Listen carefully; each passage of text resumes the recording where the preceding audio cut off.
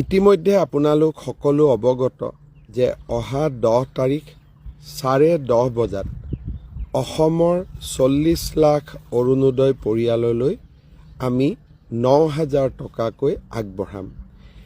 এই উপলক্ষে অসমৰ প্ৰতিখন পঞ্চায়তত অসমৰ প্ৰতিটো কাৰ্বি আলং আৰু ডিমা হাছাও জিলাৰ MSC অঞ্চলত আৰু BTCৰ VCDC অঞ্চলত আৰু নগৰসমূহৰ ৱাৰ্ডত আমি একোখনকৈ সভাৰ আয়োজন কৰিছোঁ।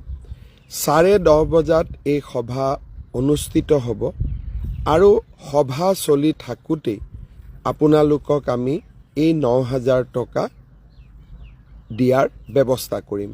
সেইবাবে মই সকলো অৰুণোদয় হিতাধিকাৰী পৰিয়ালক এই সভাত উপস্থিত থকাৰ বাবে বিনম্ৰভাৱে নিমন্ত্ৰণ আৰু আমন্ত্ৰণ জনাইছোঁ।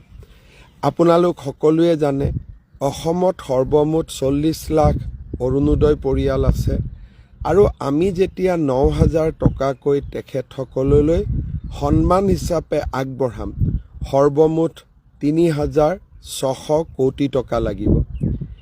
একেদিনত একেলগে 3,600 কোটি টকা এনেধৰণে হস্তান্তৰ কৰাটো ইও এক অভিলেখত পৰিণত হ'ব। আপোনালোকৰ সাহস আৰু আপোনালোকৰ প্ৰেৰণাৰ বাবে আমি এনেধৰণৰ সাহসী কাম কৰিবলৈ সক্ষম হৈছোঁ।